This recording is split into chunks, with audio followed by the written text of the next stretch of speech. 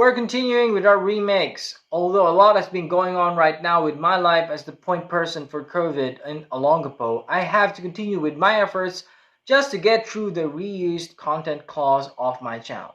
So, welcome to vlog number 49. This one is entitled Contraceptive Implants for Adolescents. These first three videos were DOH explainer videos that were deleted because of the same reuse content clause. They have been used as instructional videos during our adolescent health training. This first one is a 30-second clip targeting male clients. The message is to become a responsible father. Being a responsible father means that he has to be the one to constantly remind his partner that a healthy prenatal checkup is needed prior to your wife giving birth.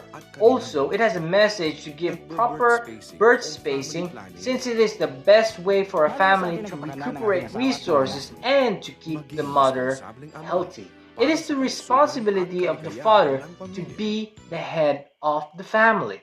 It's true that this is so much information for a male teen to take in, but he has to accept it. Before we even show this video, we teach adolescents about the many changes they are undergoing right now and the peer pressures they may have while undergoing this natural change. The second video is the alternative, and the target audience is the female adolescent. It shows that a responsible mother must have prenatal checkups and that she must prepare for having a child. Breastfeeding is not just economical and practical, but it is actually the natural way to go. The bond between a mother and a child is strengthened through breastfeeding. Again, yes, this may be too much for a teenager to understand, but during our teaching sessions, we teach first that the changes they are undergoing right now in this stage of growth and development is to prepare them for having a family. The third video is called Proper Birth Spacing. Again, this is also 30 seconds long and delivers the same message to adolescents: prepare for adulthood or prepare for parenthood. The Philippines may be the last country in the world who does not advocate divorce and treat premarital sex as a taboo, but it suffers from one of the most difficult and preventable morbidity: teenage pregnancy. The rate of teenage pregnancy has been rising since before COVID pandemic, and it is seen to rise even after the pandemic. Besides serving my city as the disaster and epidemic point person, I have been serving as an adolescent health advocate since 2014. The topics we discussed during our session has mostly to do with adolescent sexual health. Growing up as a Catholic and even finishing at the Royal Pontifical Catholic Medical School in all of Asia, I had a hard time dealing with the fact that teens now are faced with the dilemma about premarital sex and the aftermaths of being pregnant during those teenage years. I have seen both mother and child losing their very lives because the mother got pregnant because she was 18. It was devastating. I was just a healthcare provider, but I know that there are steps that I can do to better educate our teens. Sadly, all three videos I have shown had little impact before I even deleted them. I made tons of blog posts promoting the videos, but these stuffs just won't go viral in social media. Contraception is the last choice for family planning for the average teen. I believe that. If at all possible, advocate that they practice abstinence from sex because that prevents all the problems of having a child at such an early age. But poverty is pushing everybody to the limit. With the COVID lockdowns, there is a global increase of molestations and sexual abuse. Even before COVID, I had a patient who had 6 children with her own father. 3 of them died due to prematurity. We all like to think that the world is perfect and that it's easy to just accept the norm. But even in social media and in movies, there is a threat that kids are beginning to accept that it is just normal to have sex even before marriage. This is the drive for us, adolescent health providers, to teach teens about the consequences and the ways they can avoid all the hardships should they befall this path. The choice is always there. We can place hundreds of laws just like in other countries, but the choice for teens will always be available.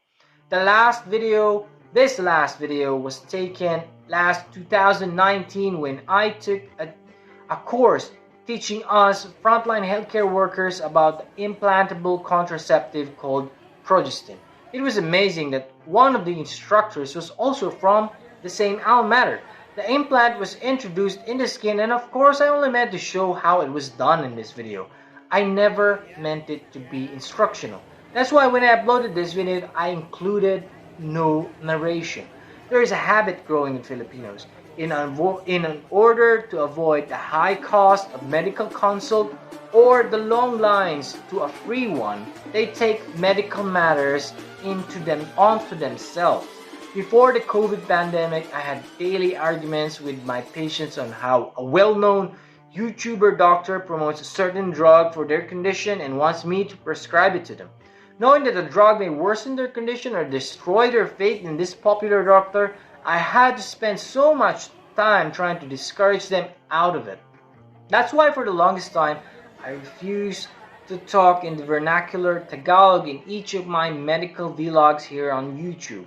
I don't want Filipinos to take my medical advice word for word. Each medical advice is tailored for a client. There is not a one-fits-all approach because it is a popular or a viral video. The implant video has been taken down and replaced with this explainer video.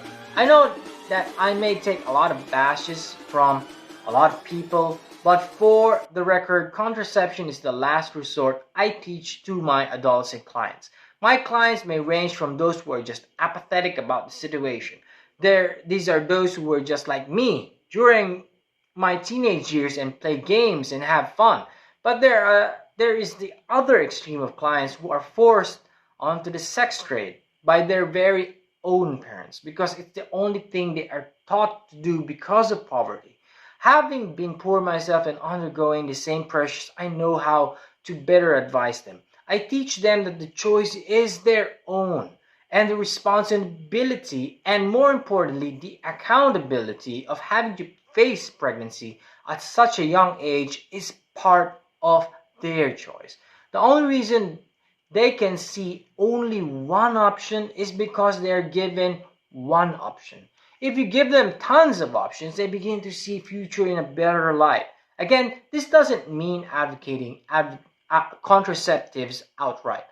A good adolescent counselor teaches that it is the last option. There are myriad of possibilities for a teen. For example, he or she can start a YouTube channel. He or she can be an advocate for good things in life while she is still in her teenage years. She can earn something from that. He or she can have a drive to become an entrepreneur instead of taking on poverty as a secondary characteristic.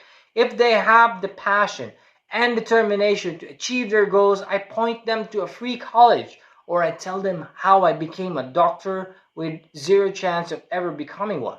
As a counselor for adolescents, I don't just resort to giving them advice on how to avoid pregnancy. I give them advice on how to face parenthood head on. I want them to be prepared because it is natural to be a parent. The changes that they are undergoing during their teenage years are to prepare them for parenthood. But telling them that it's bad or that it's against the law is not the way to go. That's being judgmental. You give them a choice because that is what being a free human being is all about. As a counselor, you give them an informed choice.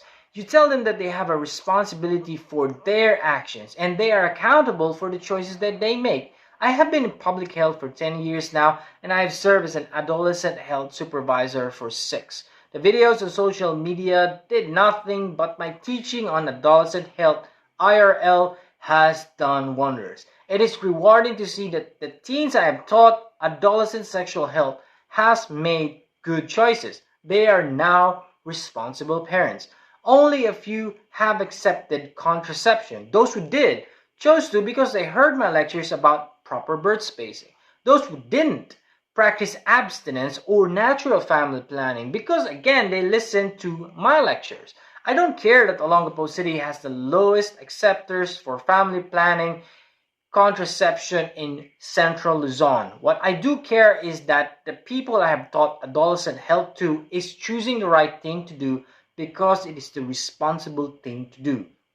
Teenage pregnancy has been dropping in Olongapo City prior to the COVID pandemic. However, all the efforts of teaching adolescent health in community setting has been stopped with the public health's focus more on COVID quarantine and vaccination.